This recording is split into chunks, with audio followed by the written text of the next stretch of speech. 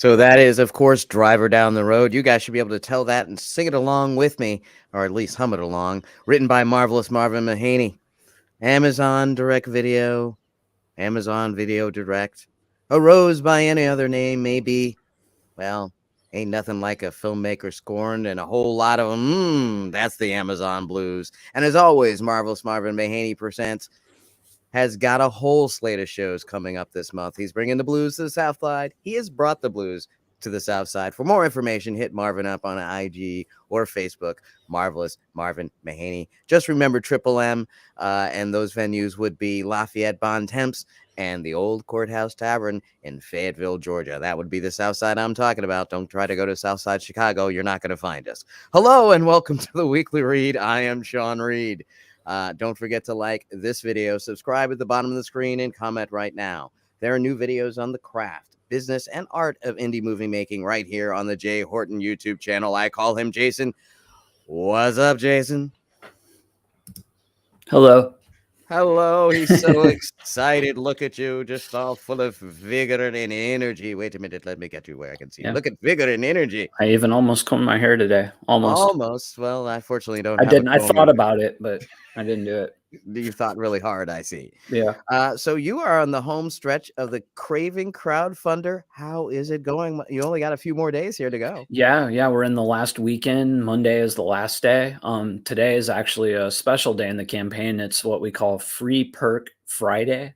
And it's where if you buy any of the perks at any level, you get 4 free ones. And the free stuff's like a 11 by 17 signed poster by the cast and crew.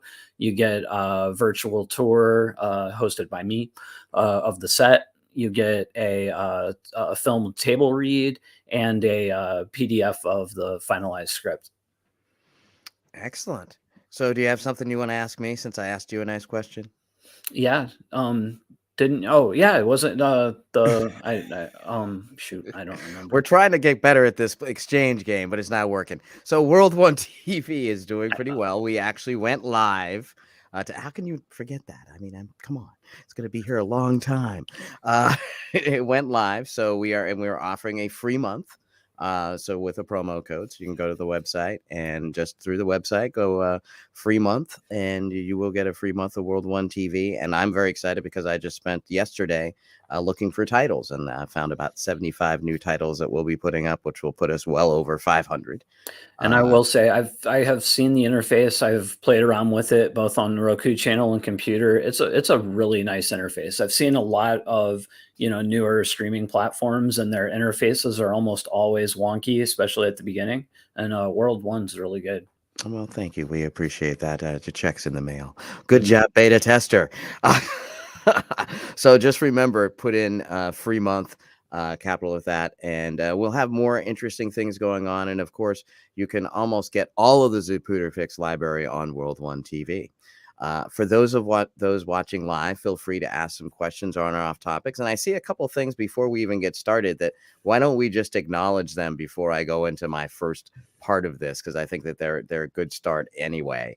Sure. So you got that first one. You want to go ahead and read that from JHP LLC? Yeah, he says that, and the title of this episode is "Did Amazon Prime Do Independent Filmmakers Wrong?" And JHP answers, "I'll answer this before the live stream begins. Jason and I talked about it in our interview. They absolutely did." And he also says, Prime Video used to be if you're on Prime, then you're a legit filmmaker. Now it's, oh, you're on Prime Video, huh? Sorry to hear that. That's funny. JHP. Oh man, I don't know who this is. They'll tell you. Yeah. And welcome, Lyle. And of course, as always, if you have any questions on or off topic, we will try to get to them as quickly as possible. Yes, you remember. JHP also had a World One question. How do filmmakers submit to the service, and what type of films are you looking for? He didn't ask what types of films, but I added that. Yes, well, I mean, it's a variety. It's a world inclusive, diverse channel made for people of color. So we're looking for things that are not necessarily Black or Latin or specifically has a gang of Black people in it, but maybe more has a character that's unique and that we can learn from, or, someone in another country. So a lot of foreign films. We're doing indie films. We're doing some studio films. And we haven't really set ourselves up yet for bringing in individual titles, but would certainly be willing to take a look at, especially anything that's recommended through Jay Horton and the Jay Horton YouTube channel. So we'll filter through and be happy to do that, and can talk more about the deal in days to come. And I'll be listing more information about that. But of course, the best way to find out what type of material I'm looking for is just to go by and cruise by the website and like the group World One World. World One TV, One World. That's one place to get some ideas. And also just go to World One TV and take a look. You'll be able to see exactly what type of programming we're doing. Even if you don't subscribe, you can see what we've got. So Jack Hunter Productions, thank you. It's early in the morning. So that's who that was, that JHP. So thank you for those questions to start. And without further ado, I think I'll get this party started. So this is Amazon Prime Video Direct, then and now, and how it has managed to cause many significant ripples in the streaming landscape. So let's go back to the last decade, to exactly May 14th, 2016. Amazon announces Amazon Video Direct, giving video providers a self-service program to reach Amazon customers, including tens of millions of Prime members. Creators and storytellers from around the world can now make their videos available to customers as part of Prime Video, and earn royalties based on hours streamed. Videos can also be made available to rent or own, to view free with ads, or packaged together and offered as an add-on subscriptions. Now, this is actually a direct quote from, and I'm using the actual press release from the day that this was announced. So I'm reading from that. So if I didn't tell you that off the top, so I wanted to let you know. Customers in the United States, United Kingdom, Germany, Austria, and Japan now have access to new movies, TV shows, docuseries, and music videos from content creators. The Amazon Video Direct Stars program also launches today, giving video providers the opportunity to earn a monthly bonus based on customer engagement. Jason, May 2016, we hadn't quite met yet. But we did end up, I think that summer is when we shot Dance Baby Dance with Stephen Kogan. So it was within that year. So where were you when you heard about Amazon Direct? So I actually, like Prime Video Direct went through many different iterations. And before it did this like official thing in 2016, you were able to get movies up streaming on Amazon through a service called CreateSpace. And I don't remember the year, but I want to say it was like 2012 or 2014. It was a ways back. And so I discovered it through that. And CreateSpace was where you could upload. I think it was created for authors, for book publishers. So like, you would upload all your book material and they would publish it to Amazon and places like that. And I believe that company had been around for like many years prior to that. Amazon bought CreateSpace. And then not only were they doing the self-publishing books, they started doing movies as well. So somewhere between 2012 and 2014, I discovered it, and that you could get movies up on there through them. So I only had like 2 movies in my library at that time that I had the rights to, Rise of the Undead and Trap. And I put both of those up, and they sat there for a while, didn't make much. And then out of nowhere, one of them started making some money. And that's when I started thinking, this self-distribution thing, it could be, a viable option. That absolutely makes sense. And I remember, I think I'd heard about it, but I think really you were the one who started to talk about it more and even encourage me, because Redemption hadn't been digitized yet. It had never been, it hadn't been streamed. It had only been projected or on a DVD. So it had never even been encoded for a streaming copy. So we were at that point, and so we started talking about it, and eventually I went and investigated doing that. And so that was probably then it took me a while. I think it was like 2018 that maybe we got Redemption up. So moving on, the press release went on. Amazon today announced an announcement to Amazon Video, introducing Amazon Video Direct AVD, a new self-serve program for creators and storytellers to make their video content available to Amazon customers, including tens of millions of Prime members. Amazon Video is the only streaming service to offer customers unlimited access to tens of thousands of movies and TV episodes, including award-winning Amazon original series through Prime Video, monthly subscriptions to Showtime, Stars, and more, and hundreds of thousands of titles, including new release movies and current TV shows to rent for purchase. With AVD starting today, video providers have flexible self-service options for distributing their content, included to Prime Video at no additional charge to tens of millions of additional Prime members, available as an add-on subscription through Streaming Partners program, offered as a one-time rental price for a one-time purchase price, offered as a one-time rental price or a one-time purchase price, available to all Amazon customers, ad-supported.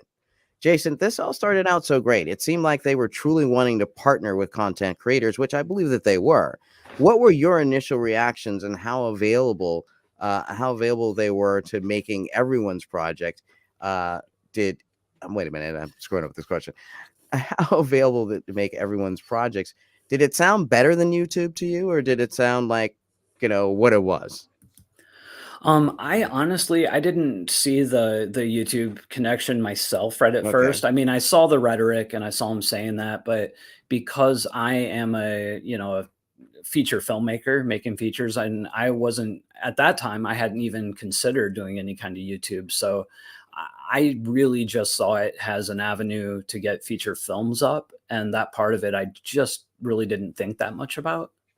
Yeah, and that makes sense. And it's so in that the abilities that they were giving, I think from a filmmaker standpoint, that they were all very attractive, and then I think everyone was extremely excited about this offer.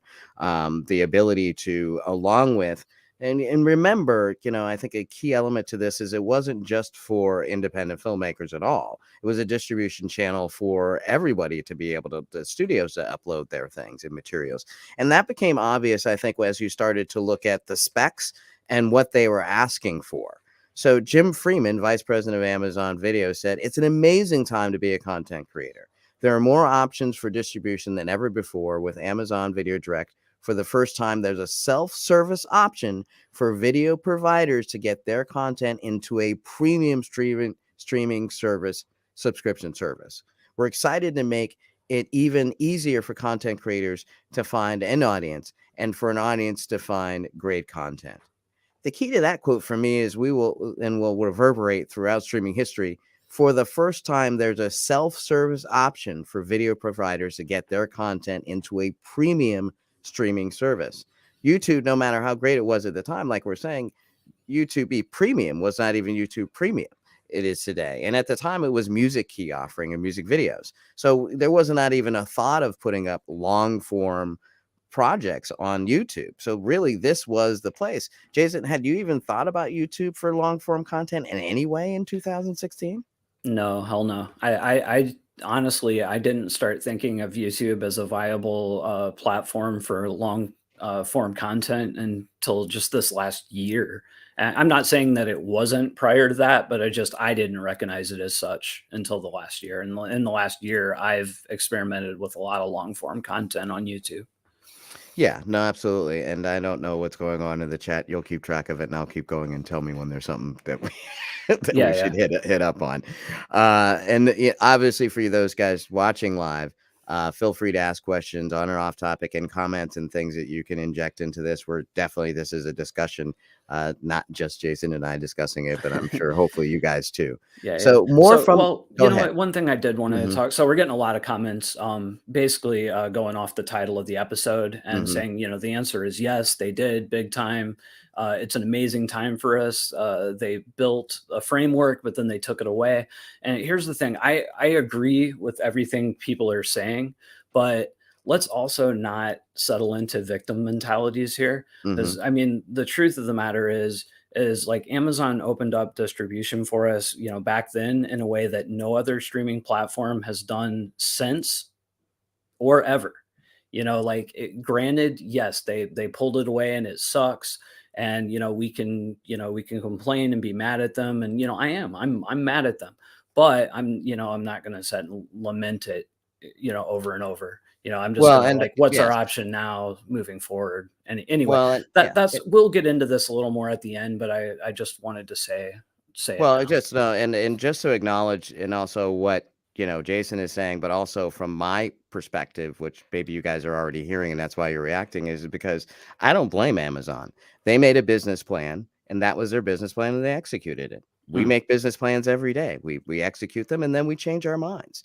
That is their right. I mean, so on that level, I have no right to be mad. If anything, a lot of the conversations that Jason and I used to have about these types of subjects is that's what I would end up saying. He'd be like, "Oh man, I'm like, well, dude, maybe we got to figure out something else." yeah. And That's somebody go just ahead. said, sorry, that it's really more of a frustration for them, Hmm. not a complaint. And I totally feel that. And I didn't mean, I'm not dismissing, any of these feelings. Like that, it is a legitimate frustration. And yes, I am frustrated about it as well.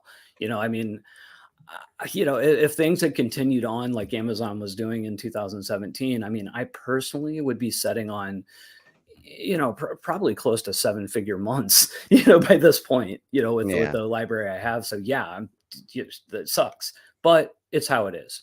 it's pretty much that's how it is, and I think that really the reason that we're even visiting this is, and the reason we talk about these types of subjects is because one, I personally think that a better perspective on it in the sense of really examining what the messages were from that company at the Mm, time and examining right now we're reading directly what Amazon said at the time that they announced this. And certainly when you look at what they're saying and you hear these things and now we end up where we are today, there's obviously they changed streams many, many times and we know changed pricing models and changed payout models and then changed what material that they would take, and that was all obviously in the moments very, very, very, very frustrating, and even for me potentially there was earnings that I lost just because of my connection to Jason or the money that I was earning from those projects. So it mhm. ultimately but you can't lose something that you never had.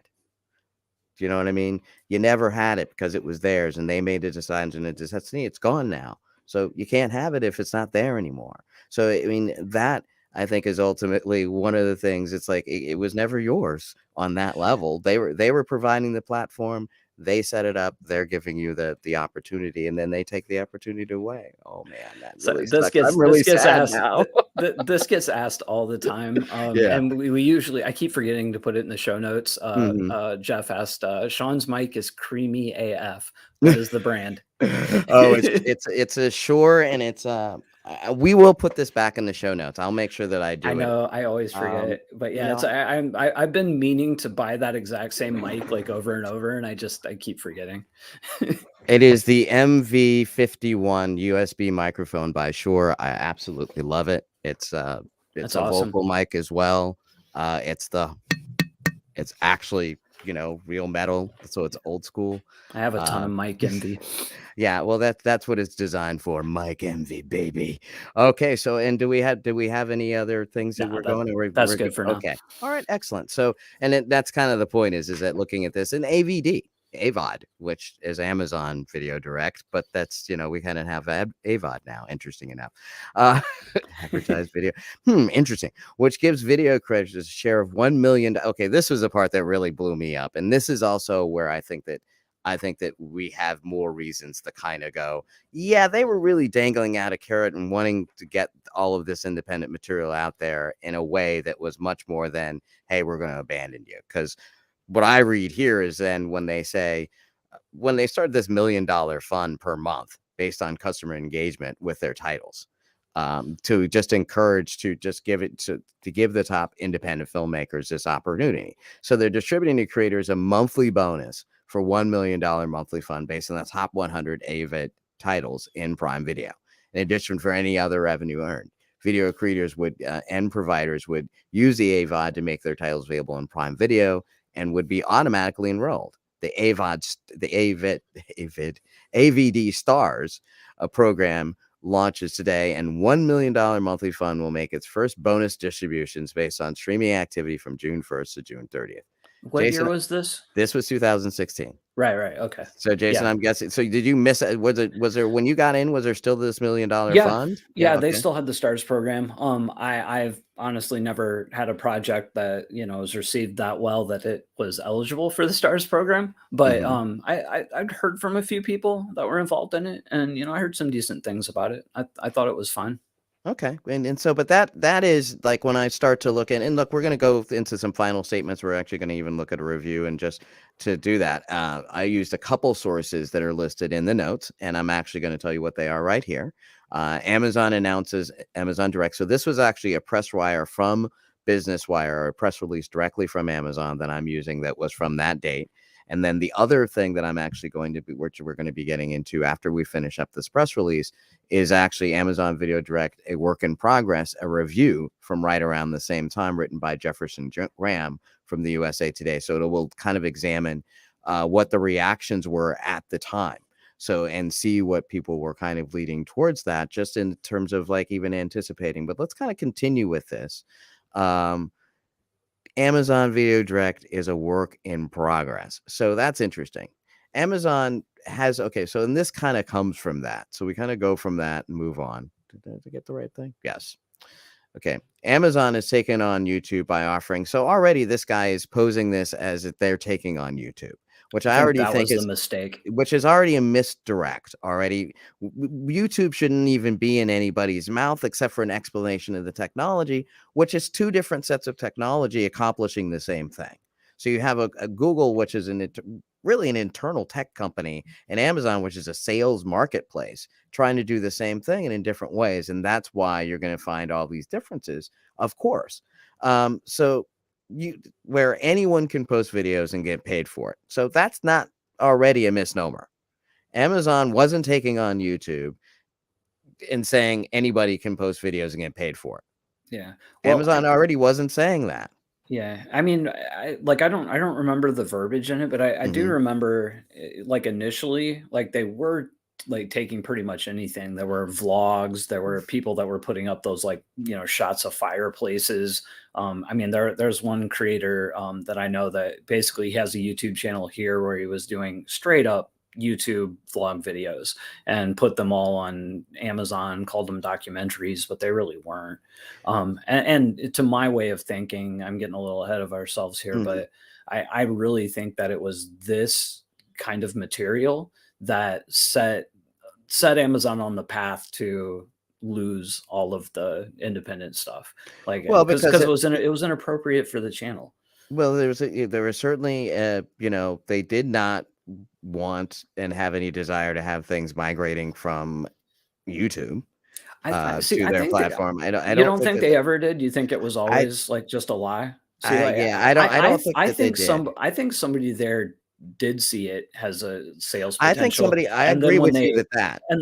implemented it, realized that it came with all of these other problems, and then pulled back on it. That's what I Well, think. I don't know it for fact, but that's my I think, opinion. well, this is depends, and this is something that we can debate, and you're very curious to see what other people think about this. But I think that even in 2016, that Amazon truly identified that they wanted to be not necessarily be Netflix, but Netflix was their competitor. Mm, You're not going to be Netflix bringing in YouTube footage for very long.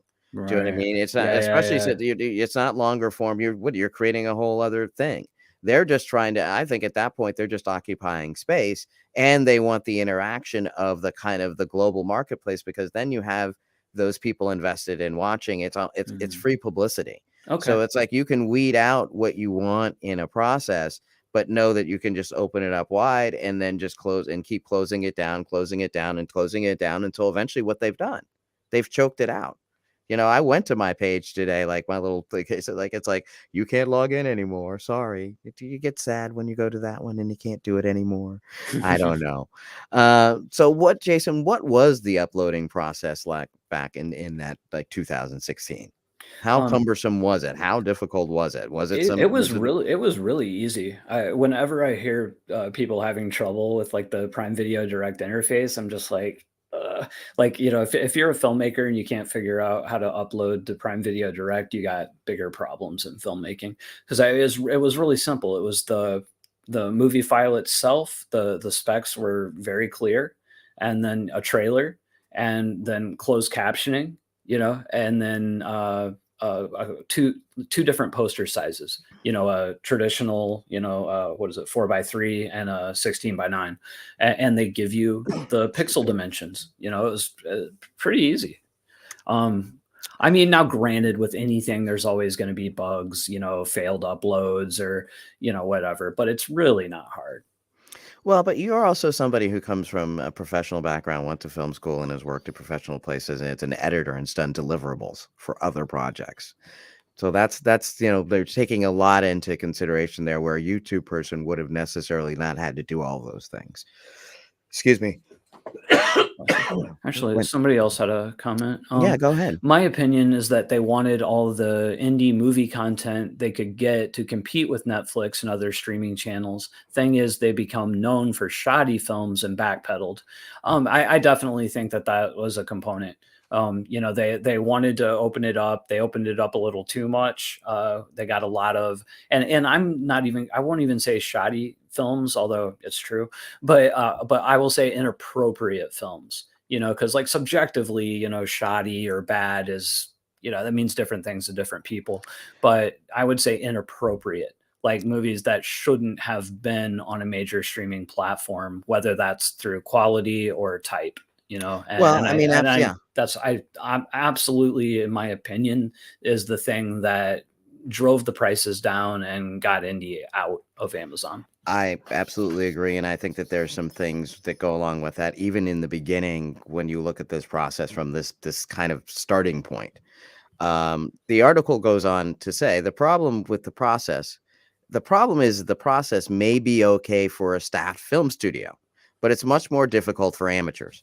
Okay, so like kind of what I'm already saying, it's like there's already like this differential between, and there should be, I don't think that Amazon ever had any necessarily desire to work with, the weekend filmmaker in the way that they ended up working with the weekend filmmaker, because their definition was that they wanted professional videos.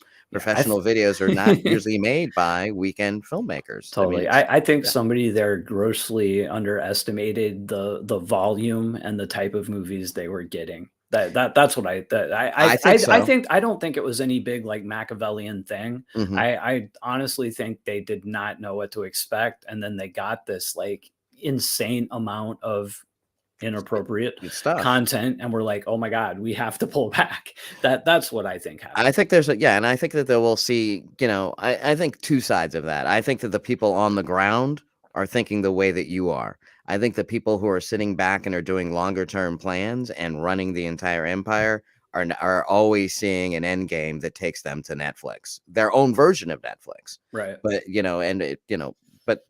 certainly something that exists in their world that they want, that's going to compete with that and all that money, that market share. And they weren't going to do it the way that Netflix did it, because we know how Netflix did it. They just spent and spent and spent and spent.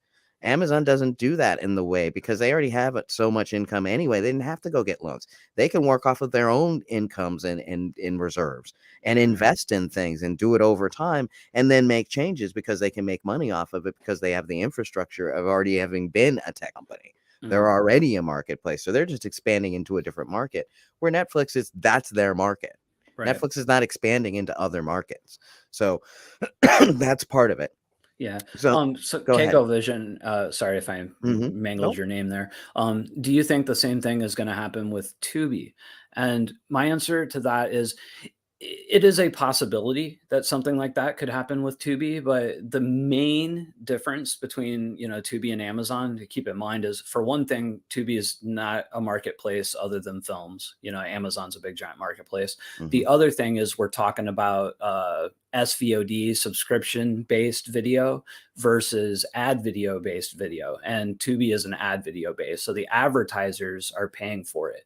Like at Amazon, it's subscription-based, so the subscriptions are paying for it, and there's a finite amount of subscriptions. So the more material that's getting paid out, the more that number goes down and down and down.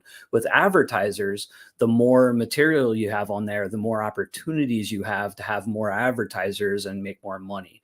So it could happen in that they may decide they want to go to, you know, premium content and they don't want the lower budget independent stuff. That is possible, but I don't see it happening. What I think will more likely happen with Tubi is it will fracture, because what you're starting to see is like bigger channels breaking into subs. So like, you know, I think you'll have like, you might have Tubi as it exists, and then you might have Tubi original, you might have, you know, whatever, Tubi independent, a bunch of different things. Before Tubi I think that Sports. before they would do that, they would probably look to, and this is would be a sign of them changing, is that either the way that Jason's saying, where they'd split it down, which means that they probably will start weeding out some of the material because they'll have less material on some level, so they'll be looking to premiumize that and make it worth somebody getting that. Or what they'll also do is they'll look to have a, you know, you've got the free ad side, go to a subscription as well, which has happened as well. I mean, there is AVOD on Amazon to some extent. It's just not as large, as they have the ability, but it's just not as large. That would be another way. And then once you do that, then you're not going to need as much as well. What you got there? So Jeff also said, but if and I think we're talking about Amazon here, but if Amazon had set some standards for content from the beginning, it might have been more sustainable. And I 100% agree with that train of thought. I do believe, because there was no gatekeeping other than, you know, if the film like just technically was a mess, you know, you'd get it up. And yeah, I fully believe if at the beginning they would have instituted just some level of curation or gatekeeping, I know that's a triggering word for people, but if it would have been in place, I think we would probably be looking at a completely different landscape at Prime Video Direct. Possibly. Possibly. Because ultimately, from a distribution standpoint, from a, you know, a content provider standpoint, and you guys can think about this as for yourselves from that perspective. Is it easier to get one film at a time, or to get hundreds and thousands of films at a time, to deal with the biggest people at the top side who are distributing, you know, thousands and thousands of titles that I can migrate over within, that have the technology and those things?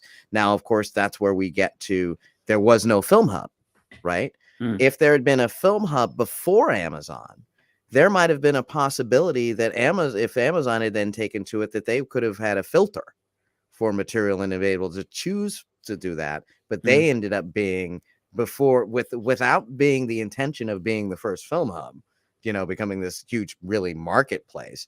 They really were just looking for material to fill it out. So go ahead. We got one up. Yeah. Mobile filmmaking. They have a question, a little off topic.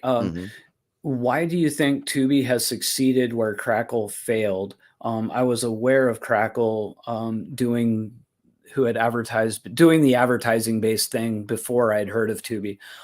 You know, man, I honestly couldn't tell you. I never watched a lot of Crackle. I know it was owned by Sony, and you know, I think they were focused solely on curated, you know, premium content, and I think they just never got a market share of it.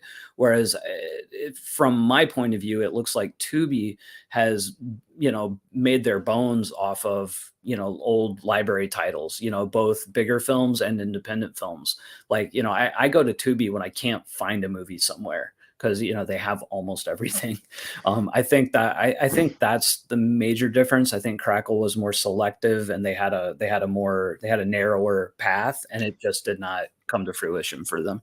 Yeah, Tubi is much more, in my opinion, much more like YouTube on some level. It's much more, there's a much more democratic, like, you know, if you're making money and it looks good, fine. You know, we're not really going to worry about it. They're obviously, now that they're owned by Fox, right? They did go, there was a period when we were kind of concerned that they may change their direction. But Fox just rode with it, and they're making, I think, more money than they ever have. Now, you have to be careful with that, but, you know, the good thing is Fox is an advertising beast.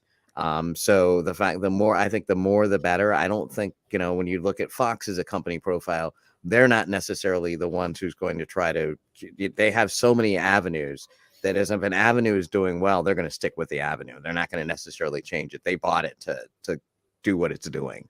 So the chances of it just being abandoned are a little bit less. I think that more likely they would just expand. Do you know what I mean? They would just offer more services like we were talking about. And I don't think that they'll ever throw away, because it's just, why not? They're serving for the first time. Fox, if you look at it in a big grand scheme, a market that they built themselves off of when they launched as a network, the African American community. Once again, they're serving again via Tubi, because that's one of the places you can find really some of the more niche Black films in all of those different genres that you wouldn't find anyplace else. YouTube's probably one place for it. I think Tubi's a slightly more curated in terms of quality for that, but it's really some place where you can find a lot more of those independent things. And I think that they're getting those voices out. So there seems to be a lot of, people that the advertising dollar is there. So let's move. Yes, go ahead. Yeah, Joe asks, why do you think Amazon is accepting documentaries again for TVOD? So, Joe, I think the answer to that comes from, why did they take them off in the first place? And again, we never got a solid answer from Amazon, but I think most of the data points to inappropriate content. So there were all of these basically YouTube vlogs that were presenting themselves as documentaries that weren't really documentaries, and inappropriate political content or social, whatever, stuff that was more like, YouTube, rant videos. And I think that those are what made them pull the plug on documentaries and short films. They were trying to get rid of that YouTube content, make sure it didn't come in. And some time has passed. They don't get those submissions anymore. So now they're like, okay, let's open it back up for the documentaries, but just for TVOD. And the thing about documentaries is, and I think that a lot of times people don't realize, and we had to learn this more, and I'd kind of been aware of it from the TV, that there's a lot more vulnerability even in a documentary, and saying certain types of things and having explosive things and being able to get sued for presenting a story that you don't have clearance for. And so there's a lot of issues that you can open up to, and a platform has to carry all kinds of insurance, including distribution insurance, which they were probably ringing up a lot on that problem and getting stuff that they didn't want. What you got there, Jason? Mackenzie said, hey, Jason, do we have any numbers from Film Hub? Anyone's movies on there making in the thousands per pay period? Yes. I mean, just like anywhere else, man, it depends on the movie. I have 60 in there, titles that make as low as $5 a month, and titles that have made up to $22,000 a month. So it totally depends. There we go. So moving right along, so that we had that. So Jefferson Graham, which I love that name, continues. Anyone with an Amazon account can upload videos to Video Direct. Just as with YouTube, the process involves several steps. Now, that's several steps after you put in your bank information and your Social Security. Not so much a gatekeeper for a professional, but you may not have a bank account. You may be from another place, so you need a Social Security account. Okay. Mason has a very specific photo request. It needs files as art. Okay, so specifically they had specific photo requests, and you talked about this, Jason. They would go key art. Needed to be presented for 1200 by 1600 pixels and 1920 by 1820. As you said, that gives you the pixel 1920 by 1080. Yes. Thank you. 1920 by 1080. But that's still something you need Adobe Photoshop for, or some kind of, imaging program that you're going to need that. So that's that is another layer that may be something that says whatever. Obviously, the people who've got their YouTube videos up that need that. So, but it still sounds like deliverables to me. I mean, I couldn't prepare my own art, but it seems like within a deliverables package for any movie or TV show that was reasonable, that was professional, would have these things. So once again, they didn't define, like you guys are saying, they didn't define what they wanted. They didn't say, they didn't have enough of that. They felt like they would, okay, we're going to get movies, we're going to get things like that. So Jason, really, in that whole deliverables thing, like if you look at that today, I mean, how much easier is it for you thinking about deliverables than it was in the past, like even from 2016 to now, like dealing with Film Hub? Dealing with Film Hub and Amazon and doing a lot of the deliverable stuff myself. I feel a lot more confident in handling basic deliverables than before. Because yeah, back in 2012 when I was delivering to say, Lionsgate or Anchor Bay or one of them, I mean, I didn't know much. Like I did the editing, so like I knew some of the tech stuff. I would get the proper codecs and the trailer and all that stuff. But when it came to artwork, I was not a graphic designer. Always had someone else like deal with that and deliver the art sizes. And with a lot of distributors too, a lot of them do the art stuff. Like you don't even do it. You end up paying for it, but you don't have to create it yourself. Whereas these Amazons and Film Hub and stuff like that, it basically force filmmakers like myself to learn those skills. I mean, I've actually become a pretty decent graphic designer over the last 3 years just from learning to resize my own art. Like I might have another artist create it, but I'll ask them for the PSD so that I can make different sizes, so I don't have to pay whatever 20 or $50 every time I want to, a variation. Get a resize. Yeah. Yeah, So yeah. And then from there even learned more to where I can even design some of my own stuff now. Yeah, and you have some that have been very good. I mean, it's definitely one of the things that you do as a secondary thing, but you've definitely developed those skills. So we have go one ahead. comment that you might be able to count on. I really don't have a lot to say about it, but I want Okay. Glenn says Amazon is not a business model, it's an exploitation model. They destroy profitability of small businesses. It is not limited to the exploited filmmakers, but also third-party sellers and booksellers. Hold one second. The world benefits from victims who speak out. It's true, though. Find another way to make movies that make money. I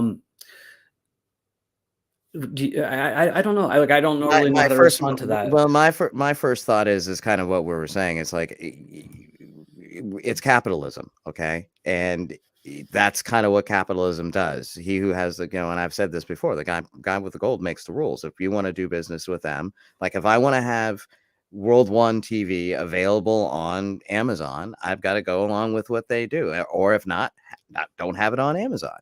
I mean, you do have a choice, so it's not like I can't feel like I don't feel like a victim when I have a choice. Do you know what I mean? I can't compare that to something. It's like you either play this game the way it is, and as we've talked through history, we've seen it. Yes, whoever gets the opportunity to dominate is going to dominate. And unless we have regulation, which unfortunately in this country, a lot of that, the FCC, we've taken the fangs out of the FCC. So that's why you have a shrinkage of jobs. That's why you have so many companies owned by so many companies, and what media was never meant to be. I mean, that's what all of this early history we've been talking about came from. Like this idea that these guys were like creating cartels and controlling the vertical all the way up and all the way down. They do. They absolutely do. Amazon does. Google to some extent controls theirs. Apple controls theirs, and they've expanded. Like you're a technology company, now you're a media company. You have a way for you're the actual company that actually provides a way for people to actually watch and intake the media on a personal basis. That's way more profitable than putting people in theaters. You're an individual distributor where you actually have a direct channel to every single person who has a phone who buys your product. So I mean, but is this a negative thing? I mean, is technology? I mean, we start getting to Asimov. Is the machine taken off? Is it convergence? I don't want to go too deep, but I mean, it is some of that is that we're in a technology world. And just like we, in the Industrial Revolution, the person who ran the factory controlled who made the money until you unified and walked out and did it together. Then ultimately that's where you're at. We either we go along or we create our own thing. So that's for me why I have World One TV, because we got tired of not having our own place or destination or something that we can create. So I think sometimes that's the answer, but ultimately for me, I get really upset personally because I start to think of it that way, and then I can't breathe because then I feel like the man's putting his thumb on my chest, and the man's not putting his thumb on my chest when it comes to that. I choose willingly to make films. Yeah, and I think a thing too is we are. Oh man, I had a really good point too, and I just totally lost it. Destroy the profitability of small business. With, you know what? I'm sorry. Move ahead. I had something to say, and I just totally. And you can. I mean, and some people would counter my last point with that. Some people would counter that they've actually provided a ways for many small businesses to launch themselves and actually get started, and it's not an exclusive deal.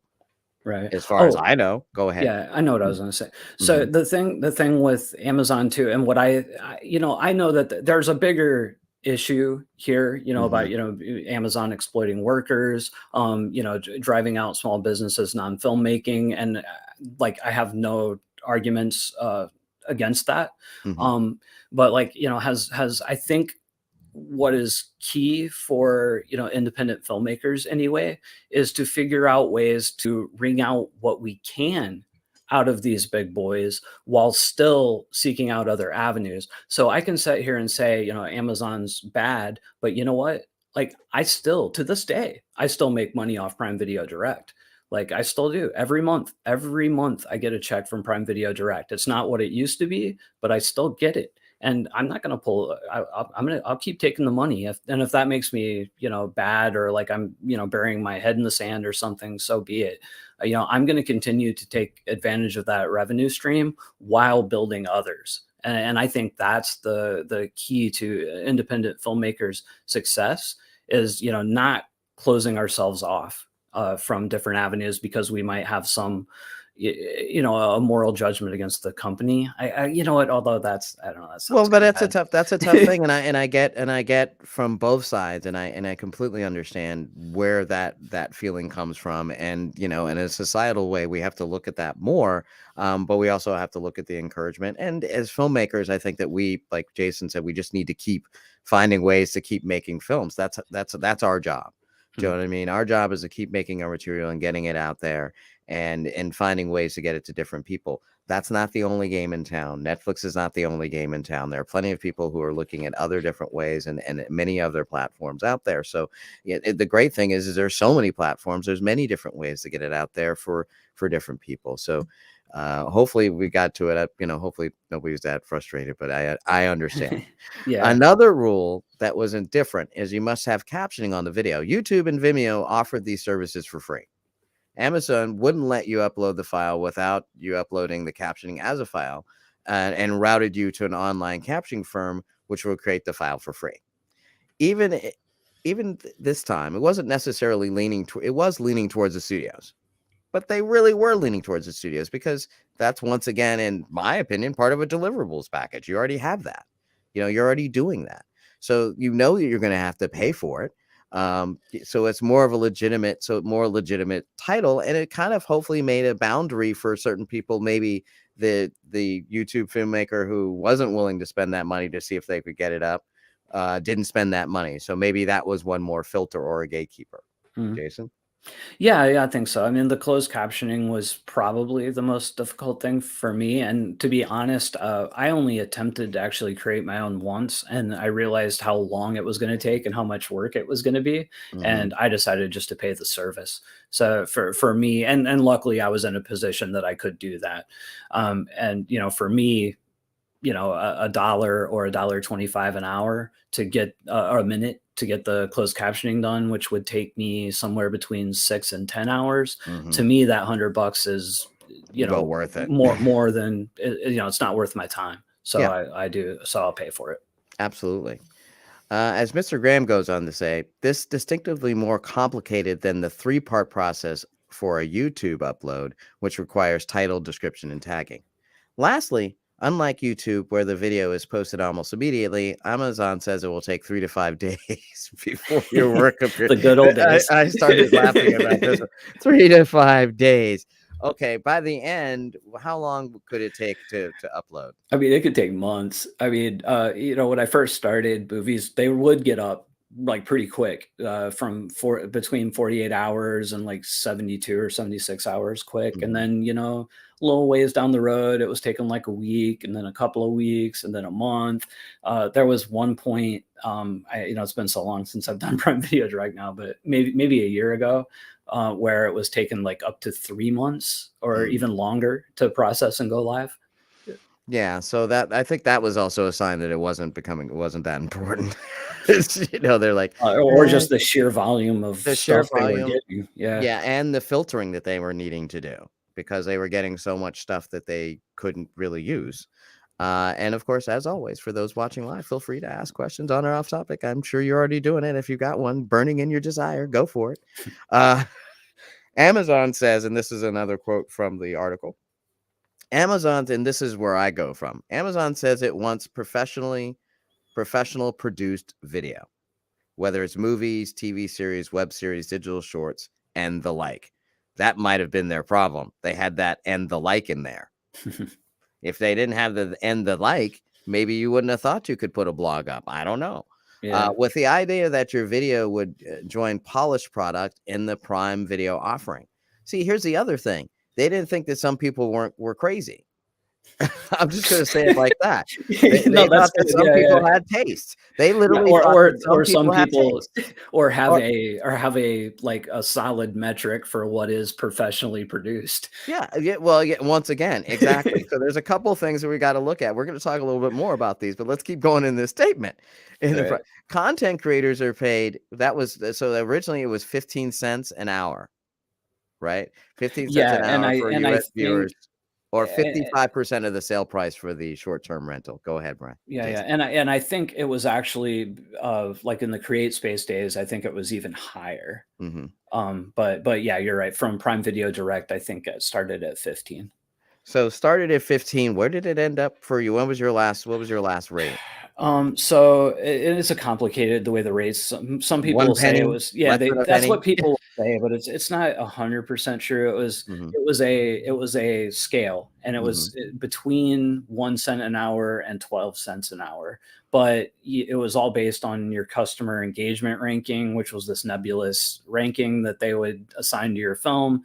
And any films that were under 60% in the CDR ranking would see 1 penny an hour. So, by nature, over 60% of the films uploaded through Prime Video Direct were making 1 cent an hour. And then the sliding scale just kept getting like more and more of a gap to where I haven't done the math now in over a year, but last time I did it, like before you would get to the like 2 and 3 cents an hour, like that jump would happen around like 85%. So like, what I mean? So like somewhere around 70, you might get 2 cents, and then you'd get 3 cents at 80, and then so on and so forth. But a distributor told me not too long ago that like to get over 4 cents an hour, it was like 95%.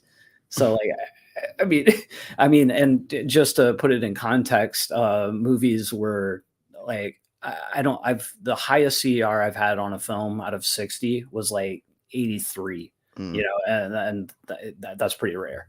Yeah. So definitely with this definition, it's tough because professional produced video. I mean, speaking of professional produced video, and boy, we've been going at it with the comments. We have just gotten to our trailer, so I'm going to skip the trailer Okay. because we're at 52 and we're going to get to wherever we get with the show, and then we'll pick it up next week. So. So in a statement, Amazon also touched on many complicated steps for uploading. Our goal is to deliver the broadest selection of premium content. And it's key there. They did say premium content to our customers. So we are requiring that videos be high quality and have direct rationing support. We're constantly evaluating customer feedback to improve the experience. So Jason, I think we call that a barrier of entry or a filter, to put it nicely. It's just like anything else. What do you think? I mean, it is a slight barrier to entry. In my opinion, not a big enough one, but yeah, like I mean, like honestly, like I said, I wish the technical requirements I'm cool with. I just wish they would have been pickier about the actual content. Yeah, I think that they, it's sometimes it's more important to say what you don't want than what you do want, because Yeah. that's where we see the hole in their statement. As soon as you say and alike, that means anything that you think that can fall into these things. And so you'll think you're a professional, you upload it. And so that's counting on the person having a monitor. Now, like when you look at film festivals, and I know you haven't entered to a lot of them. I've done a few, but also just from talking to other people about them, just like any other selection process, just like an application for college, right? Like what's the first thing they do? They go through and they look at everything, look at everybody's, and if it doesn't have like all the right material on the front page, they just go under they're rejected already. So, and then if they don't have B, so you start finding ways to say no, reasons to say no, until you can get down to what you think is then got the best chance of being the most professional and the best material of that, because those people would have taken the most care and been the most professional in getting it to you, right? So Yep. ultimately, that way you're able to get the best stuff, but you weren't able to. So the article continues on Facebook. Donnie Stevens wrote, "If you hear this service is going to compete with YouTube, don't believe it. The overly complicated account creation versus YouTube's easy account creation will be an Achilles heel to the service." I don't think so. I think that one, as we both I think everyone's agreed, they weren't trying to be YouTube. So stop bringing up the fact. Why are you bringing it up? It's not the same thing. They're Yeah. trying to get professional videos, and they're trying to, they're paying at a certain rate, and this is what they want. So that's already a problem. So that entire intention of connecting them to, just because it's the same technology, is something that, is ridiculous on some many wills. So, and then ultimately, you're looking at the intentions of this place, and this is a place we're kind of bringing it home, is that intention wise, I think that more so that you've said, and I coming into this conversation, that yes, I think that they were at least the person in the front lines was willing to bring everything in. But I think that they, even once they got, very quickly knew that they didn't want everything. Mm. Very quickly. Yeah. Because they realized even 3 to 5 days wasn't long enough to filter this material. Even with algorithms and computers and things, look at it, like you said, look at all these vlogs that we're making it up, and different types of repurposed material that wasn't, I can't consider that repurposed from a specific one to be premium. Yeah. To that already is not premium, it's repurposed. So, you look at that, and to me, it's clear that Amazon was going to develop its own path, but ultimately wanted to take on a larger market share, and a direct competition was Netflix. So when you look at the moves that they were making at any one time, you have to understand that the goal, even if it couldn't or wouldn't emulate that of their competition, being Netflix or any of the other ones, doesn't mean that they don't want to get to that point. As I say, there are many ways to skin a cat. So, Jason, what do you take away from looking at these early statements by Amazon and the public reaction as we look back through this? I mean, I see a lot of contradictions and confusion in their messaging. Like they're saying we want professional content, but they're allowing all kinds of unprofessional stuff up.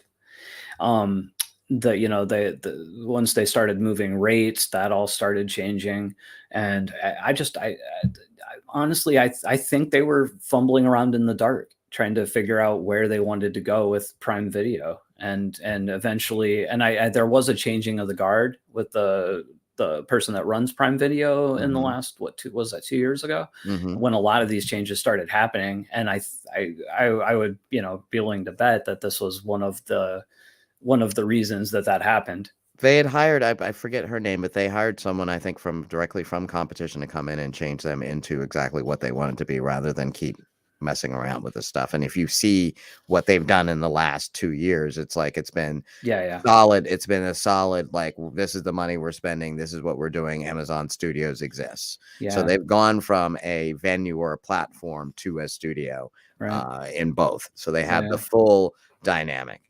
So that was a great week, guys. Thank you for all of the interaction. It was really wonderful to have you guys talking about this. Hopefully, feel free to hit me up online if I said something that you didn't like. I'm sure Jason is open that to as well. It can be hard in the moment when you're thinking about this stuff, but we're not trying to dismiss you. Yeah. Certainly, that's the last thing I think either one of us ever wants to do, because Yeah. we're just trying to be heard, and we Yeah, want you guys to be I heard. always want to be clear about that, because like, I have my opinions, and my opinion may differ from yours, but I'm not dismissing or invalidating your opinion. I'm just giving mine. Yeah, and I'm just one of those people who can't hide the expressions on my face when I have that first thought, and then I get to think about it. And so, yes, I'll have that reaction of "What the heck," but also I'll have that reaction of "Oh, okay, I understand what you're saying." So we're always trying to understand that, and I think that that's why these shows have, I think, for even us, have been so enjoyable, and we want to thank you guys so much. So we're like really wrapping this up pretty fast. So, but let's keep the conversation going. Let us know some of the topics you'd like us to cover. Jason, what do you got coming up really quickly next week on the J Horton YouTube channel? You know what? I don't have my calendar in front of me because it's end of the month. Okay, so you know what? Check out the Craving, support Craving. Check out www.cravingmovie.com or www.world1tv.com. Check that one out too. Thank you guys so very much. It's been great. We'll see you next week. We'll talk a lot more about Amazon.